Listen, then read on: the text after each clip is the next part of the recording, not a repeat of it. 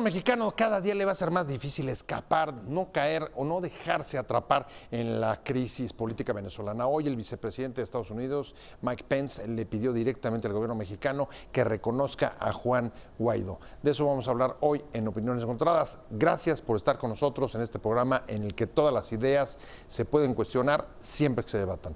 Vamos a ver unos datos, una crónica de lo que ocurrió el fin de semana en Venezuela y arrancamos aquí con nuestra discusión de hoy. ¡Déjenlo que suba! Niños se están muriendo. Maduro dice que en Venezuela no hay niños muriéndose de hambre. Sí hay, él no, porque él está sentado allá en Miraflores y nosotros aquí en la calle trabajando como unos burros, él no. La crisis política venezolana se trasladó este fin de semana a las fronteras del país. Escenarios de conflictos y confrontación violenta por el ingreso de ayuda humanitaria tras la negativa del presidente Nicolás Maduro y su decisión de cerrarle el paso. El gobierno venezolano de Maduro señaló que los hechos violentos fueron a cargo de provocadores. El autoproclamado presidente interino, Juan Guaidó, sugirió una intervención militar, aunque matizó después de que se refiere al cerco diplomático. Sus declaraciones remiten al fantasma que agita el gobierno de Nicolás Maduro, el de la intervención militar, que el presidente de Estados Unidos no ha dejado de insinuar. Guaidó se encontró hoy en Bogotá con el vicepresidente de Estados Unidos, Mike Pence, donde participó en una reunión del Grupo de Lima para reclamar mayor presión sobre Maduro. Debemos insistir con la atención a esa emergencia humanitaria, a proteger a nuestra gente, y por eso estamos hoy en Bogotá, agradecidos con la invitación, con que hoy Venezuela formalmente se incorpora en el Grupo de Lima. ¿Está sobre la mesa una intervención militar en Venezuela? Posturas. 1. Juan Guaidó afirmó que los acontecimientos de hoy me obligan a tomar una decisión, plantear a la comunidad internacional de manera formal que debemos tener abiertas todas las opciones para lograr la liberación de esta patria que lucha y seguirá luchando. La esperanza nació para no morir. Venezuela. 2. El vicepresidente del gobierno venezolano para la comunicación, Jorge Rodríguez, que llamó peligroso a Guaidó y entre descalificaciones de carácter personal, dijo que no había intención de traer ningún tipo de ayuda humanitaria. 3. Por su parte, el líder opositor venezolano, Julio Borges, representante de Guaidó ante el Grupo de Lima, aseguró que durante la cita de hoy exigirán una escalada en la presión diplomática y en el uso de la fuerza contra la dictadura de Nicolás Maduro. 4. El secretario de Estado, Mike Pompeo, mantuvo que los días de Maduro están contados y señaló en una entrevista con la cadena Fox que todas las opciones están sobre la mesa.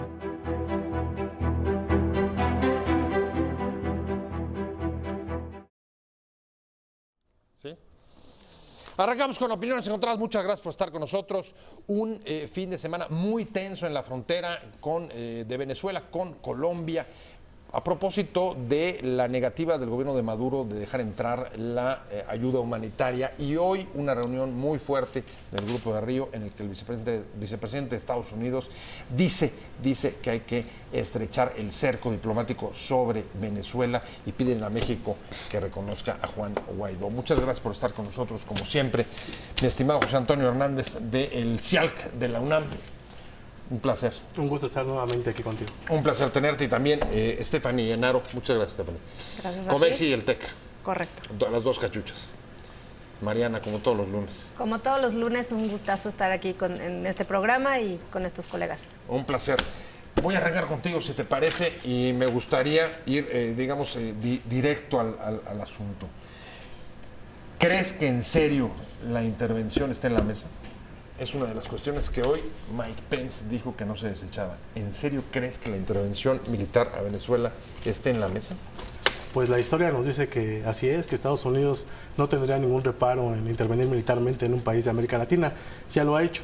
Lo que sí veo es que hoy en Grupo de Lima empieza a haber ya fragmentación, ya que la mayoría de los países de América Latina dicen no. Si acaso el único que acompañaría esta posición sería Colombia, que igual en la historia ha sido como un puente de Estados Unidos hacia América Latina militarmente hablando. O sea, ¿sí te parece que es factible? Yo creo que por Estados Unidos sí, y sobre todo por el gobierno actual, pero también a nivel interno tiene fuertes contrapesos. Trump, el Senado ya está diciendo que él no apoyaría una intervención militar, eso es algo muy importante. Y en general la comunidad internacional, Europa, que pertenece a la OTAN, que es un grupo importante, también dice que ellos no apoyarían militarmente. Entonces yo creo que si fuera por parte del gobierno de Estados Unidos sería una alternativa, y lo han dicho claramente, abiertamente han dicho que ninguna opción está cerrada en Venezuela. Pero que yo creo que los contrapesos lo hacen no hacerlo, ¿no? Estefan, incluso Juan Guaidó, en un tuit que luego se desdice, deja abierta esa posibilidad. ¿Tú cómo lo ves? ¿Crees también que sí sea factible, que eso pueda darse? Yo creo que Yo creo que las opciones están sobre la mesa, pero yo creo que están intentando otra estrategia antes de eso, que yo le denomino estrategia económico-emocional. ¿Por qué? Porque están ahorcando al régimen por todos los flancos económicos, y emocional porque están intentando conectar con esa parte humana de las Fuerzas Armadas para que cambien de bando y ayuden al pueblo, que esto ya se ha dado en otras revoluciones, como la Revolución Rusa, por ejemplo. El cambio de bando de las Fuerzas Armadas fue el factor que dinamitó el éxito. Mariana, ¿qué fin de semana? Vaya situación que están viviendo los venezolanos. ¿Cómo ves tú? ¿Estarías en qué, digamos, en qué postura? ¿Qué es lo que pues a ver, yo creo que una postura sensata sobre es lo el curso que están tomando la crisis venezolana? Una postura sensata que inclusive senadores en México, pero también otros países han estado impulsando, es que, bueno, dos cosas. Una, desde luego, impulsar la idea de que Venezuela tenga elecciones libres, porque toda esta crisis se detona, digamos, o va ganando adeptos e invita a los partidos a pronunciarse a partir de que son elecciones totalmente manchadas de corrupción, son elecciones donde evidentemente no fue parejo el piso, ¿no? Entonces, ese por un lado, elecciones libres, y por otro lado, permitir la ayuda humanitaria. Me parece que en el muy corto plazo, antes de estar hablando de otro tipo de estrategias, y coincido, yo creo que en los países, en la gran mayoría de los países, no está la convicción de querer aceptar una intervención militar, pero sí me parece que lo más sensato es promover que el propio pueblo venezolano resuelva este conflicto a partir de tener elecciones libres y democráticas apegadas a su orden constitucional. Es una situación muy conflictiva, no solamente para Venezuela, sino para América Latina, como vimos hoy en el Grupo de Lima. 11 países, como decías tú hace un momento, José Antonio, están en contra y rechazaron la posibilidad de una intervención militar, al mismo tiempo que piden a México que se defina, que reconozca a Juan Guaidó así directamente, ya no como un asunto, digamos, de posiciones multilaterales o dentro de grupos como el de Lima, sino directamente, y eso ya requiere una respuesta directa también del gobierno mexicano, ¿no creen? Ahorita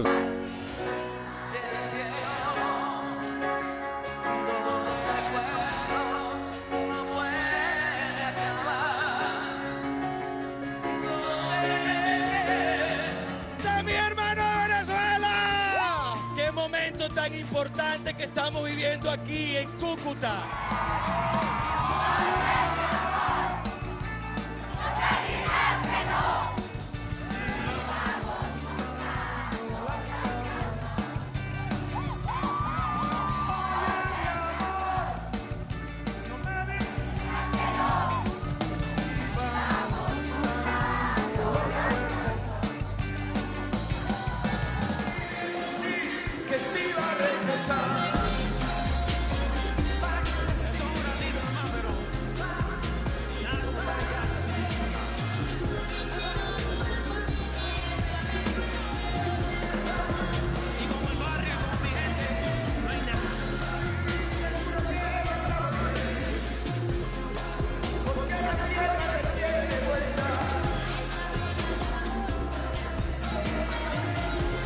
Exactamente, con las imágenes que ven, el viernes pasado inició la escalada de tensión que el fin de semana se trasladó de la crisis política venezolana a la frontera con Colombia y también con Brasil. Durante el fin de semana, de un lado y de otro, hubo conciertos, comenzando por el viernes pasado, y hoy, después de un fin de semana de conflictos y enfrentamientos que dejaron varios muertos en la frontera, principalmente con Brasil, la tensión diplomática se incrementa. Y me quedé contigo, José Antonio Hernández Cialc, de la UNAM. Tuvimos una especie de guerra de propaganda el fin de semana alrededor de estos conciertos y de la reivindicación que cada una de las posiciones hacía sobre el triunfo. Lo cierto es que la ayuda no entró y tuvimos las imágenes emotivas, como decía Stephanie, de la ayuda quemándose a pesar de que el pueblo la estaba demandando. ¿Te parece que estamos, en qué punto te parece que estamos de la crisis? Bueno, yo veo este fin de semana, este 23F que le llamaban, como un fracaso para la oposición y los aliados extranjeros, ¿no? Yo creo que al final esa opción violenta fracasó porque... O sea, fracasó todos los que estaban apoyando el concierto, que acabamos de ver las imágenes, las fuerzas que se oponen a Maduro, la ayuda internacional, etcétera. No, bueno, yo el concierto lo veo como un acto cultural, un poco para blanquear o para... justificar este intervencionismo, pero sobre todo me refiero al fracaso de la entrada de la ayuda humanitaria a Venezuela, ¿no? Realmente al final no entró ningún camión, parecía que fue una estrategia de falsa bandera, porque aunque el camión fue incendiado, pues las imágenes nos dieron a conocer que realmente fue incendiado del lado de Colombia, no fue incendiado por parte de la Guardia ni de los militares venezolanos. Y incluso algunas imágenes mostrando que en el camión se intentaba meter no solamente esta llamada ayuda humanitaria, sino incluso algunos artefactos con los que se usaron en las guarimbas de hace algunos años en Venezuela, ¿no? Entonces, pues realmente no hubo esa acción que se esperaba, esa acción violenta, no hubo ningún pretexto para que ingresaran... A pesar de los muertos, tuvimos varios muertos en la frontera con Brasil. Sí, y heridos de ambos bandos, ¿no? Porque también se ve algunas intervenciones por parte de grupos paramilitares atacando a la Guardia Nacional en Venezuela, ¿no? A pesar de esto, yo creo que fue muy claro, sobre todo para la comunidad internacional, que la respuesta no es la violencia, ¿no? Regresamos como al punto, me parece, central, que me parece que eso no puede ser, que tiene que ser una solución pacífica, una solución negociada y por parte de los mismos venezolanos, ¿no? O sea, no de gobiernos extranjeros que a lo mejor interpreten la Constitución, que a lo mejor quieran tener ahí algún tipo de protagonismo, sino los mismos venezolanos son los que tienen que resolver sus problemas, me parece. Stephanie, el fracaso de la ayuda internacional es lo que hace que se active o se enrarezca el clima y el cerco hacia Venezuela. ¿Coincides? De entrada no sé si coincides con que fracasó. Yo lo veo de una manera diferente. Mira, para empezar, todo es parte de una estrategia geopolítica. Esos conciertos con los que entramos, otra vez de regreso del corte, se desarrollaron a 300 metros de distancia, en puentes que conectan a Venezuela con Colombia, el principal de la oposición. Cúcuta. Entonces, ¿los puentes te unen o te desunen? Aquí hubo uno que votaba por la unión con Colombia y otro por la desunión. Y de otra manera, esta ayuda, el posible fracaso de esta ayuda humanitaria puede ser producente para quienes quieren liberar a Venezuela de la dictadura. ¿Por qué? Porque a partir de ahí, el día de hoy, Mike Pence empezó a endurecer las sanciones económicas y también de una manera espacial. Se endurecieron las sanciones. O sea, el resultado, digamos, del fin de semana de la negativa de Maduro de dejar pasar la ayuda humanitaria o el fracaso de su ingreso al país es el incremento de las sanciones. Y sirve para comercializar esta idea del endurecimiento del régimen y también para poner las sanciones a 4 estados que 2 colindan con Colombia y 2 que son de los más importantes puertos marítimos de Venezuela, como son el caso de Carabobo y Vargas, de donde es Guaidó precisamente. ¿Y qué quiere decir esto? Que se va a seguir trabajando sobre las fronteras para que caigan, ya sea por la música, ya sea por la ayuda o ya sea por lo económico. Y además sanciones a los gobernadores de los estados, ya están otra vez en las listas negras de Estados Unidos. Así es, son los gobernadores de estos 4 estados precisamente, no fueron al azar. Mariana, lo que sí se aprecia también, así como se intensifica el cerco diplomático sobre el gobierno de Maduro, es un rechazo de la Comunidad Europea y 11 países del Grupo de Lima contra la intervención, y se intensifican las peticiones, digamos, de una salida negociada, de una salida dialogada, de una salida pacífica. Yo creo que sí, a ver, casos hemos visto muchos donde los países han intervenido en este tipo de gobiernos que han caído en manos de personas autoritarias, de líderes autoritarios. Sin embargo, eso no justifica que en este caso, y mira que es dramático lo que sí se vive allá. Creo que no podemos pasar por alto que existe una situación de limitación de las libertades de los venezolanos. Existe una situación dramática donde 4.5 millones de personas comen una vez al día. O sea, creo que eso no lo podemos ignorar, y creo que los países tampoco escudados, incluyendo México, escudados en este principio de no intervención. Digamos, también hay convenciones que los comprometen a respetar y promover los derechos humanos. Y creo que tiene que haber una actitud congruente en donde, si, digamos, los países tienen que asumir ciertas responsabilidades dentro de sus propios países, pero también afuera. Entonces, eso no justifica, insisto, un intervencionismo militar en ese sentido, pero sí promover hasta hasta agotar cualquier recurso por el diálogo y, como dices tú, una negociación conciliada. Ahora, ahí me llama la atención, a ver, ¿quién está violando convenciones internacionales de la ONU?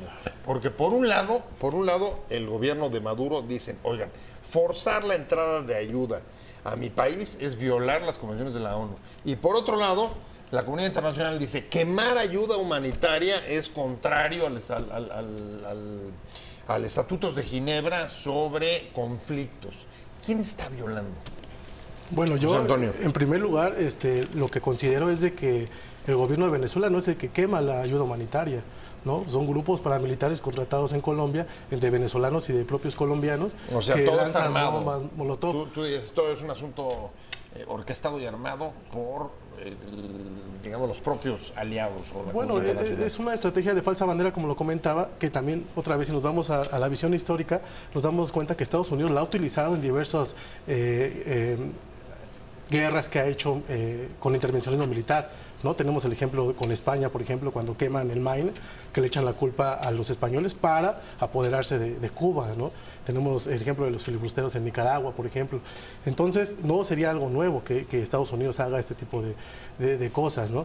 Pero sí, yo lo que veo es eso, que ellos no fueron. Entonces, ahí el que está cometiendo reiteradamente violaciones al derecho internacional, pues son estas fuerzas extranjeras que intentan intervenir en Venezuela, me parece.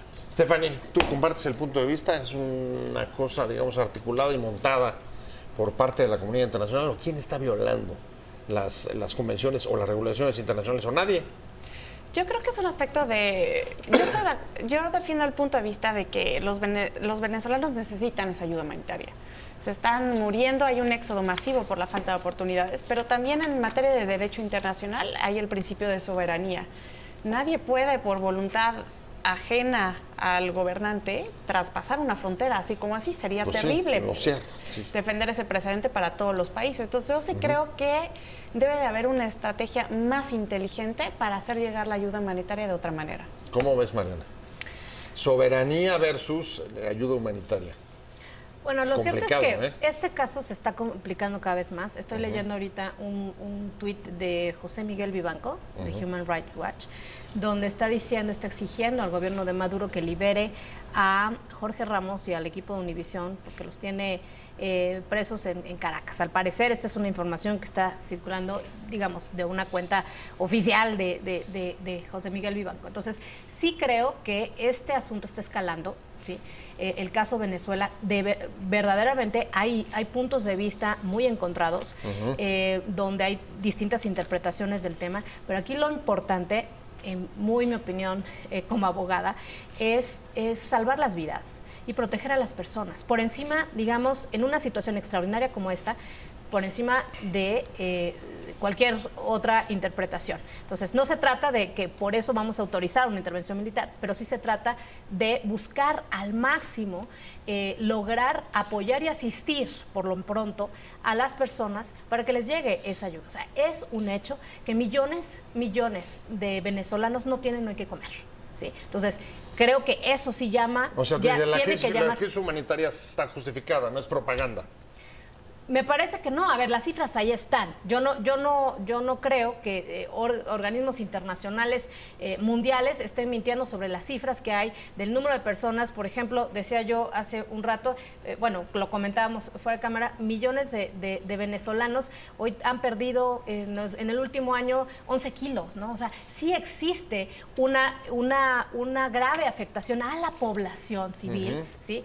Y desde luego que Venezuela tiene sus instituciones, venía a ser una democracia, está lamentablemente en una situación política muy compleja, pero aquí lo importante es, por encima de las estrategias de ciertos países o de varios o de muchos, sí está como prioridad salvar las vidas. Pues en ese contexto cada vez más complicado y más intrincado, hoy el presidente López Obrador en la mañana, en la conferencia mañanera, reiteró la posición de México a favor de la no intervención y de una salida negociada. Sin embargo, las presiones cada vez son mayores sobre el gobierno mexicano. Déjenme. El cerco diplomático sobre Venezuela se agudiza, se hace más fuerte la presión sobre el gobierno de Maduro después de este fin de semana de conflictos. Hoy el presidente López Obrador reiteró la postura de su gobierno de no intervención en el caso de conflictos como el venezolano. Y te preguntaría, José Antonio, al mismo tiempo tenemos una declaración muy fuerte de Mike Pence pidiéndole al gobierno mexicano que reconozca a Guaidó. O sea, ya fue directo. Claro. ¿Cuánto tiempo va México a poder aguantar, digamos, la postura que ha mantenido hasta ahora? No, mientras más se polarice la situación en Venezuela, va a haber mayor dificultad para el gobierno mexicano en mantener una posición de neutralidad, ¿no? Como la ha mantenido. Sin embargo, yo creo que es positivo este cambio que hubo en la política exterior de México. Yo veo positivo que México siga apostando por la salida pacífica, por la negociación. Yo creo que es lo mejor que puede hacer nuestro país, sobre todo cuando tiene un Estados Unidos a un lado, ¿no? Que en un futuro podría aplicar lo mismo que aplica con Venezuela a otros países. Y ya lanzó la advertencia, dijo, sigo en Nicaragua, sigue Cuba, ¿no? Y por qué no pensar que en un futuro, si no está en sus intereses, México también podría ser. Entonces yo me parece que el gobierno de México está tomando la decisión adecuada, porque no puede reconocer un gobierno que es un gobierno completamente ilegal y autoproclamado. No puede estar o no en contra de Maduro, pero no puede reconocer un gobierno de un presidente de una asamblea que se autoproclama presidente, ¿no? Y sobre todo con toda la intención que está de fondo, porque vemos quién está en el Grupo de Lima liderando, y vemos Estados Unidos, pero también vemos un duque en Colombia, en donde en Colombia también se matan líderes sociales, donde también hay hambruna, donde también hay zonas muy, muy complicadas en cuestión de pobreza, un Bolsonaro que también ha tenido un discurso completamente militarista, homofóbico, ¿no? Entonces, vemos los dos lados de la balanza, y yo creo que México, al tomar una posición de posible negociador, es lo más óptimo. Stephanie, salida negociada, insiste el gobierno mexicano, condena la violencia, por supuesto, pero mantiene la no intervención, y desde afuera le dicen no puedes permanecer como espectador. Yo creo que es una posición... ¿Cuánto tiempo?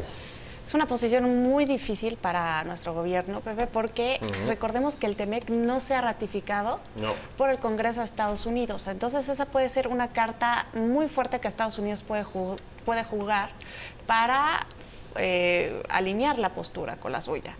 Ahora, también tenemos que tomar en cuenta que la anacrónica doctrina Estrada siempre se ha denominado neutral, pero también ha servido para tapar otras ideologías, ¿no? Fue la doctrina de la política exterior del nacionalismo revolucionario del PRI, y sí, se permanecían neutrales, pero se atacaban a las dictaduras de derecha. Mariana, ¿cómo la ves? Yo ciertamente veo... Cada vez se complica más. Yo ciertamente veo que es el una gran prueba de fuego que va a tener la relación México-Estados Unidos en este caso. Vemos a Estados Unidos tomando pues el liderazgo en la estrategia contra Venezuela, más bien no contra Venezuela, contra Maduro.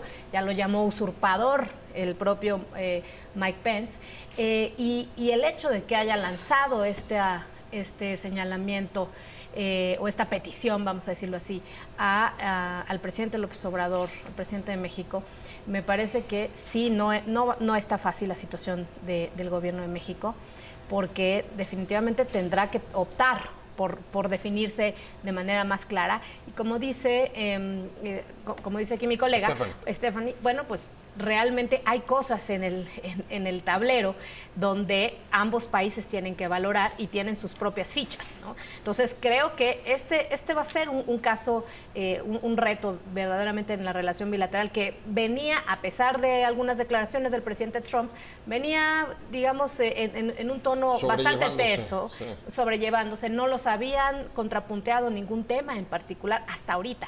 Entonces, realmente la pelota está en la cancha del gobierno de México y veremos qué pasa en los siguientes días, donde va a subir la intensidad y la presión hacia los países para que se unan al grupo de los aliados, vamos a decir. Bueno, yo incluso te agregaría, Stephanie, la postura que hemos estado viendo en las últimas semanas del presidente López Obrador frente a cualquier conflicto que tenga que ver con Estados Unidos ha sido la de no quiero confrontar, no quiero meterme a confrontaciones con el gobierno de Donald Trump.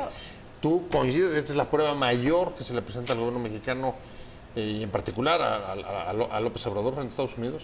Yo creo que sí, porque ya fue una petición directa y sobre todo ya no se puede mantener esa postura que había mantenido el presidente de respeto, ¿no? Son cuestiones de política interna, tanto lo del muro, pues decía que respetaba y hacía congruencia, pero ahora lo está forzando a seguir su rumbo en el continente.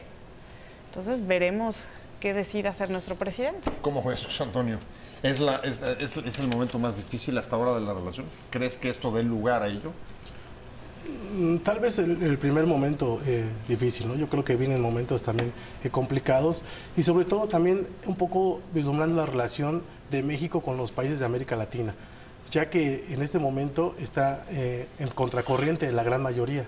Pero también recordamos, a lo mejor las páginas más brillantes de política exterior de México fue justo cuando se quedaba solo y no aceptaba que sacaran a Cuba de la OEA, por ejemplo, ¿no?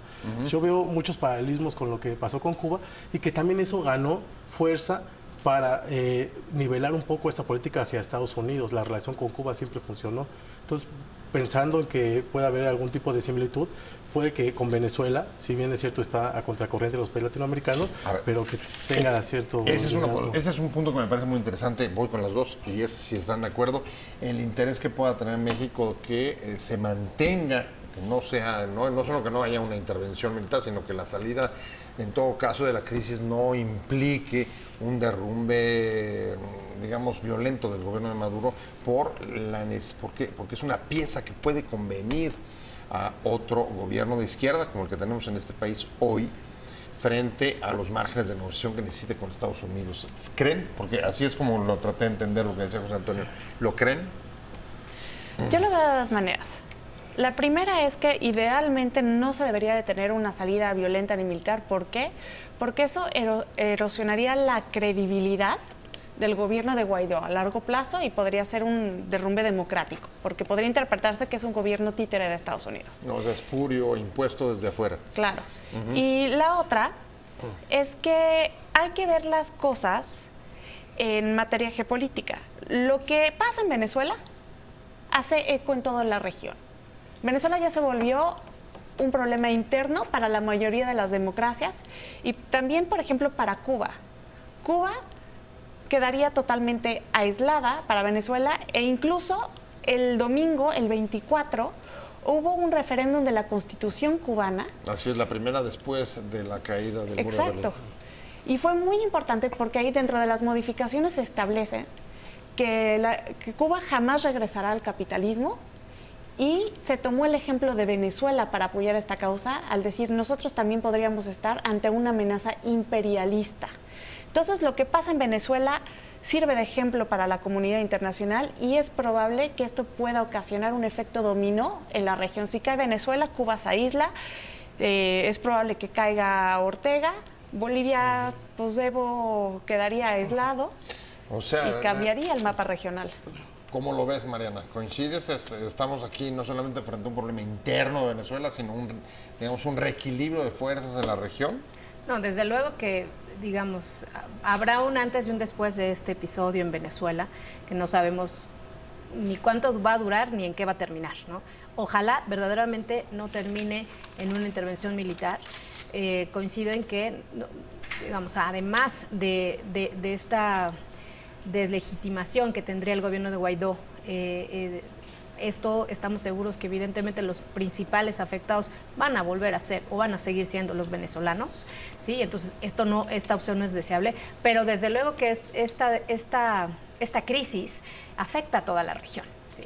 Y que los países están haciendo también sus cálculos de quiénes van a ser de quiénes son sus aliados. En este caso, hay quienes ven que también el gobierno de México, más allá de esta doctrina o de estos principios que sí están ciertamente en nuestra Constitución,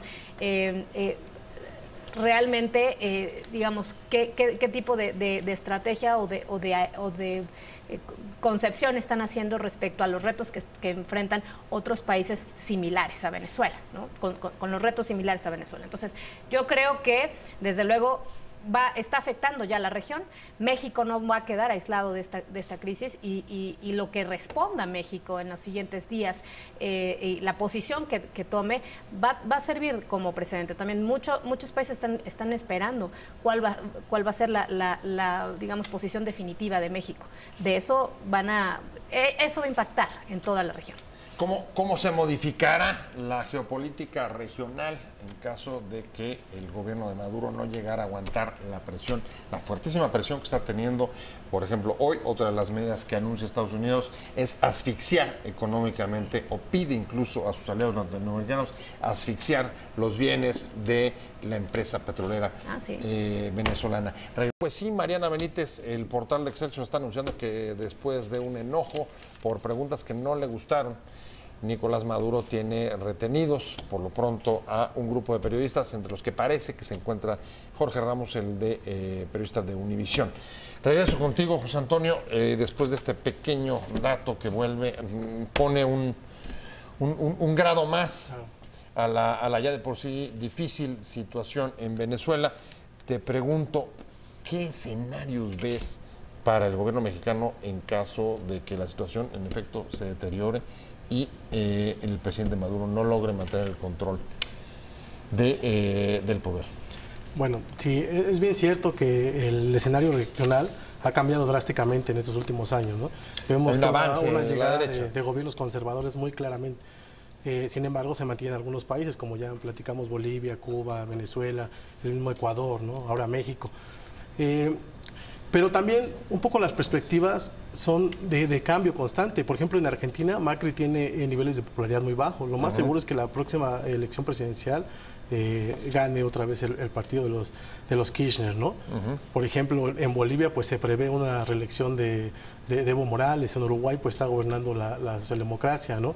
Entonces, yo creo que sí, Venezuela fue en primera el iniciador de todos estos cambios del gobierno de izquierda en el 99 cuando llega Chávez, ¿no? Él fue el que empieza a crear estos cambios y fue también el gobierno que hizo cambios más radicales, incluso hasta de constitución completa de su país, por lo que yo creo que sí representa como una piedra angular en todo este escenario internacional.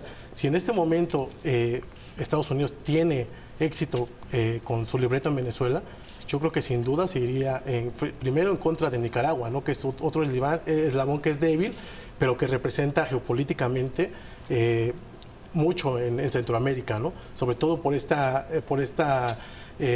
inversiones chinas que está haciendo en Nicaragua y con este canal. Entonces, yo creo que para México sería estratégico el que Venezuela mantuviera un gobierno mucho más afín que un gobierno completamente casi impuesto por Estados Unidos. Y es que sí hay que decirlo, la verdad, Estefanía Naro, qué complicado. O sea, tener en el norte a Donald Trump gobernando el país de tu principal socio comercial y en el sur una crisis política como la que hoy está viviendo Venezuela, con repercusiones en los equilibrios políticos regionales, sitúa al presidente mexicano en una situación muy difícil. ¿Tú qué esperas? ¿Que mantenga esa postura que ha venido defendiendo de neutralidad? Yo creo que es probable que el gobierno la mantenga hasta donde Estados Unidos lo permita. Hay que ser sinceros. A mí nuestro nacionalismo siempre ha sido antiestadounidense por definición, pero no hay que olvidar quién es el más fuerte. Yo creo que es probable que esa postura se mantenga con la ilusión de poder llegar a mediar, de poder llegar a ese actor neutro que pueda hacer a las partes, entablar un diálogo. Pero ¿se aleja esa posibilidad? O sea, la mediación fue la oferta, digamos, del mecanismo de Uruguay en el que México quiere intervenir. ¿Intervenir cómo? Promoviendo un diálogo.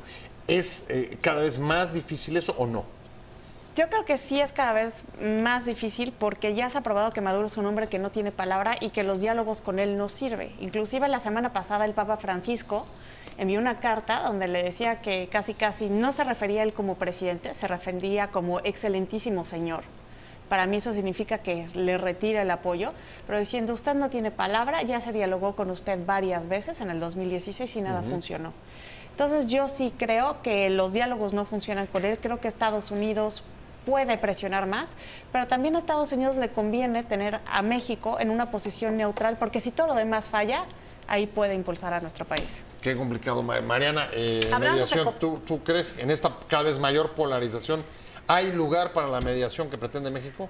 Bueno, antes de contestarte eso, te voy a decir una cosa. Vaya que se le va a complicar. Hablábamos ahorita de que tiene México en este momento una posición muy delicada donde se va a poner, digamos, a prueba esta relación bilateral México-Estados Unidos, porque recordemos que Jorge Ramos, el periodista, es mexicano.